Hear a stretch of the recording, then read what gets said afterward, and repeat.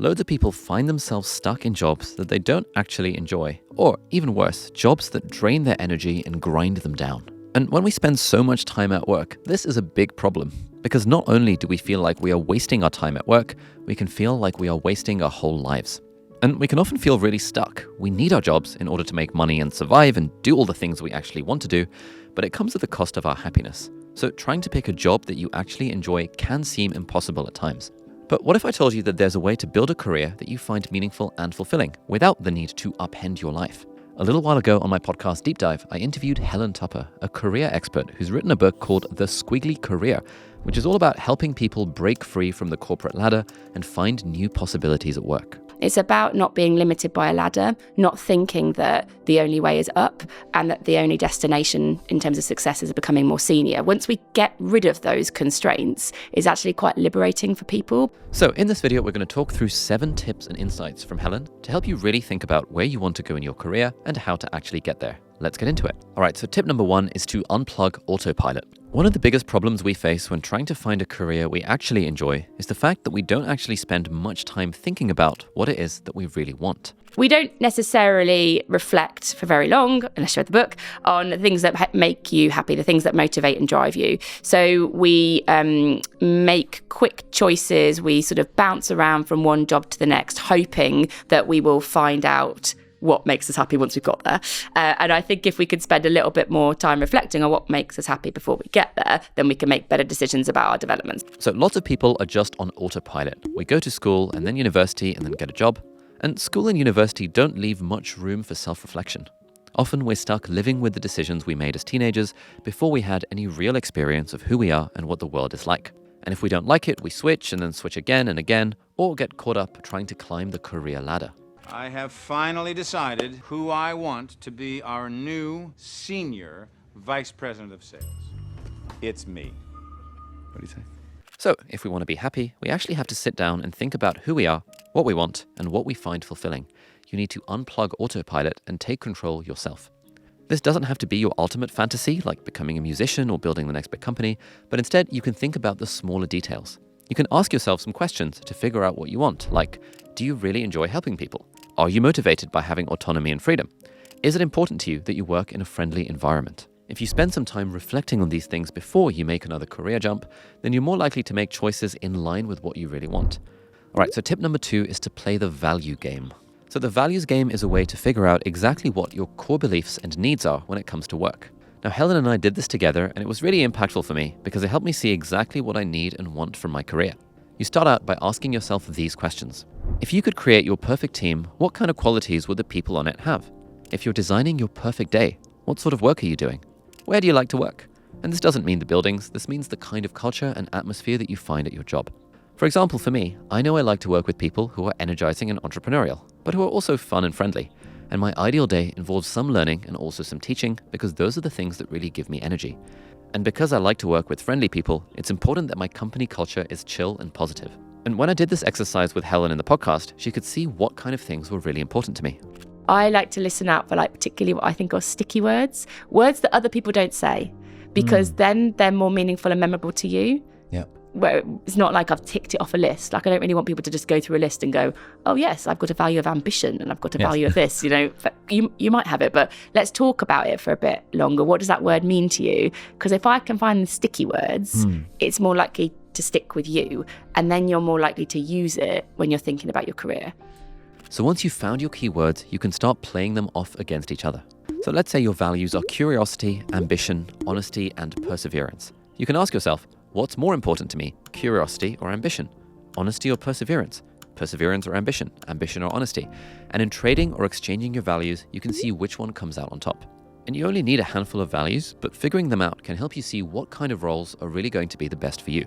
Now, if your dream career is to be an entrepreneur, or if it's anything involving business or finance and tech, then you're going to want to check out Morning Brew, who are very kindly sponsoring this video. Morning Brew is essentially a completely free daily email newsletter that updates you on everything interesting that's going on in the worlds of business and finance and tech, and also world news. But it does it in a really entertaining and engaging and very not boring kind of way. Now, back in the day, I used to spend a lot of time scrolling randomly on news websites and stuff, but these days, Morning Brew is my primary source of news because I know if I just read it every day, it takes a few minutes with my coffee in the morning, and that updates me on basically everything I'm interested in. And so, for example, Morning Brew is how I'm personally keeping up with all the AI stuff that's going on, and it's also really helpful for seeing what trends are in the market and also on social media, and that helps drive the things that we do as a business. There are over 4 million professionals reading Morning Brew every day, and it is 100% free. It takes less than 10 seconds to subscribe, and if you don't like it, you can unsubscribe anytime. And if you sign up using my link down below, which is again completely free, then you're also supporting the channel, so there's no reason not to do it. So if any of that sounds good, then do please head to the link in the video description or go to morningbrewdaily.com/Ali, and you can sign up completely for free and get the next issue tomorrow morning. So thank you so much, Morning Brew, for sponsoring this video. Let's get back to it. Skip the shiny objects. So Helen describes shiny objects as things which can make a job look super appealing, but don't actually make you happy. It's surface level stuff. So it's grades, like when you're in large organizations, it's I'm at a B level and I could get to the C level. And we kind of get very attached to grades. It's shiny objects, like literal ones, like cars. Like I once took a job because of the car it came with. Oh. Yeah, Nice. definitely. And I remember sitting in my shiny car thinking, I'm not sure this job's really making me happy, but I'll just put the radio on in my car. Shiny objects can be things like status or a fancy job title or even a big salary. These are all things that might seem like benefits, but can distract you from the fact that your daily life in that job is not fulfilling or even might be miserable. If you focus on your values, the things that are truly important to you and that you want to be known for, you're more likely to avoid the trap of a shiny object career. And actually, figuring out what you want to be known for is a really important step in figuring out your career. And this doesn't have to be something you're good at yet. It can be a new skill you want to learn or a reputation or personal brand that you want to build. But to do this, we need to understand another really important part of Helen's philosophy, which is to switch your strengths. So normally we understand a strength as something you're good at and a weakness as something you're bad at. But Helen has a completely different idea. She describes strengths as things that energize you, and weaknesses are the sorts of things that grind you down. So strengths being the things you're good at. Actually, strengths are the things that give you energy. In the work that you do, Nice. Even if you're not great at them yet. So when people think they have to be good at something or they have to be great at it for it to be a strength, they start sort of dismissing it and they go, well, I'm not as good as Ali as it, so it can't be a strength because obviously it's your strength, but I'm not as good as you, so it can't be my strength. And you get into all this stuff. So if our starting point for strengths is just strengths are the things that give us energy, it's a kind of easier starting point. It's the weakness thing I just want to really reflect on for a little bit. So weaknesses are the things you do that take your energy away when you do them, even if you are good at them. So let's say you're really good at data analysis. You understand spreadsheets inside out, and you're really quick with numbers, but you absolutely hate it. Every minute just drags by, and even though you produce the results, it's a painful process. But on the other hand, you might really love talking to people and starting up conversations. You might not be good at it yet, you could be a bit awkward or fumble your words sometimes, but this is the thing that really energizes you and makes you feel excited. Now in this case, you want to focus on what you enjoy. Even though you're good at data analysis, it's actually a weakness here because it's draining your energy. And even though you might be bad at it, sharing your ideas with others and talking to people is actually a strength using this framework.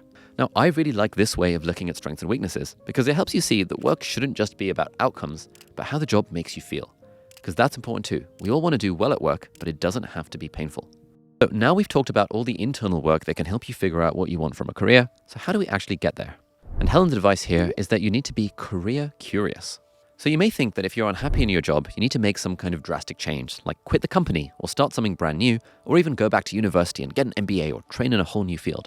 And sometimes that will be the right choice, but most of the time we can make much smaller changes to our career to be way happier. And basically, you need to know what your options are. The skill here really is to be proactively curious about your career, and you can do that in lots of different ways. What I often suggest as a starting place here is that people go and explore for specific possibilities. And I don't mean apply for jobs, that's the exact opposite of what I'm saying. I'm saying I want you to go and talk to people and get closer to these career possibilities. And so 4 that I'd recommend people have a look at. The obvious career possibility. So we all have a move that probably makes squiggly sense. Like when I was at Microsoft, it was my manager's job. Like that's what people thought I should do and it seemed sensible to do. Yep. now I run my company, the sensible move for me to make is actually just stay in my job because it's growing. My company is growing, and so I will grow with it. That's the sensible move for me to make. The reason I want people to explore this one a little bit more is because a lot of people assume that because it's obvious, it's the right move for them to make. So they take on their manager's job, or they go for that promotion because they're currently a junior and they should be a senior, and all those kind of things. Or I just stay in my role because it's obvious that it's growing and I should stay in it. And actually, maybe that role doesn't actually need what you want to be known for, back to strengths. Maybe that role doesn't align with the things that really drive and motivate you, back to your values. So it'll be a good fit for you if it fits with your values and strengths. If it doesn't, then it might look good on paper, but it's not going to be good for you. And so we only know that stuff when we talk to people who are in those positions. Maybe we find time to spend time in those meetings. We're observing it from a slightly different perspective. If you think you want a new role, see if there's something you can take on where you already work. Try and branch out a bit and share your skills more widely. And most importantly, actually have conversations with people who do the job that you're interested in. For example, if a sales position opens up in your company and you want to take it, actually ask the sales team what the job involves. If it means you have to give weekly presentations, for example, but that terrifies you and drains your energy, it might not be the best role for you. Or if a role in marketing comes up which seems really boring on paper, but when you talk to the people doing it and you find you have loads of freedom, autonomy, and creativity, then it might actually be a great job for you. So instead of looking straight up the ladder, you can look across at other roles to see what's available. And most importantly, ask questions and have conversations so you don't just jump from one job to another without finding anything really fulfilling. But to do this, we also need the next skill, which is to help people help you. Now, a lot of people are really put off by the concept of networking. When I think of networking, I think of a bunch of people in fancy clothes, standing around drinking cocktails and all laughing and joking with each other. Everyone's trying to get ahead and promote themselves, which is something a lot of us hate doing. It seems like a club that I don't belong to. But I think the truth is that most people genuinely want to help, and if you ask them the right way, they're probably going to be willing to lend you a hand. Now, here is Helen's advice on how to find a mentor who can help you get ahead in your career. And then when we're making that request for that person's time, I think the way that we articulate that request is really important. So this is where we get to the kind of the why I'm coming to you. So let's say you have got investment experience that I would benefit from. I might say, one of the things that I'm really focused on is Amazing Gifts growth and impact. And one of the ways that I think we can do that is by investing in other people's businesses. I know that that is something that you have done before, and I think you've got a lot of knowledge that I can learn from. Would you be prepared to spend half an hour with me just sharing the insights that you got so that I can use that to inform the things that I'm planning to do? And like, hell yeah, of course. If I'd just gone to you and said, will you be my mentor? Like, that's like a recurring commitment on my time. Exactly. I don't have time. Like, come on, like, who are you? Yeah, that kind of thing. Who are you? How much time do you think I actually have? Like there's no, it's too hard. We don't want to make it hard for people to help us. Remember, people helping people. I want to make it as easy as possible for you to help me. So as long as you're polite and friendly, most people are going to want to help you if they can. And another top tip here is to always follow up with mentors. If they suggest that you try something, give it a go and then report back. People really like to feel like their time and advice has been worthwhile. But networking is made so much easier when you have that final skill that will help you pick a career that you really love, and that is collective confidence. Now, I've spoken a lot about confidence on this channel before, but one of the things that Helen says about confidence has really struck with me, and that is the idea that every single person struggles with confidence. She calls our confidence problems confidence gremlins, the little voices inside our heads which hold us back. Everyone has their own gremlins. They might tell you that you're not smart enough for a job, that you're too young or too old for a job, or that you're a bad public speaker, or you're bad at maths and numbers. It could literally be anything. But the important thing is to remember that everyone has these worries. Every single person struggles with confidence, and with collective confidence, we can all lift each other up. I think with confidence, the first thing that's really important very often is for people to know that they've got a gremlin and know that everybody else has too. Because so often we're like, I just think I don't know enough and I'm going to get found out. But like most people have those kind of thoughts, and it doesn't really matter how senior people are or what position they're in. Most people have some kind of confidence gremlin that gets in the way of their growth. And I often find when we're doing like squiggly skills sessions that it's this moment of like realization. I'll be in a room. I was in a room recently with a group of lawyers, and I was thinking, are they going to be open? It was a group of lawyers talking about confidence, and I was like, are they going to be open to talking about this? And we talked about the confidence gremlins, and I got everyone to put their hands up every time they identified with one of the gremlins, and they were putting their hands up in the room. They were all obviously looking at each other in the room, and then we went through all the 10 most common confidence gremlins, and I said, and what does this all make you think? What, you've just seen each other put your hands up, what does it make you think? And they were like, we've all got gremlins. And then they all sort of laughed. And then it was like this relief. It was like, oh, I'm not the only one. So when you're thinking about your next career move, take a moment to remember that even the most qualified people have doubts and anxieties. So don't let those doubts and anxieties hold you back from going after a job that's going to make you happier. Everyone around you is experiencing a similar thing. And collectively, we can all help each other reach our goals. Because it's really not worth missing out on some great opportunities just because you're too scared to go after them. If you like this video, you're going to absolutely love the full episode that I did with Helen. You can check that out by clicking the link right over here. So thank you so much for watching. Have a lovely day, and I hope you managed to figure out what to finally do with your career.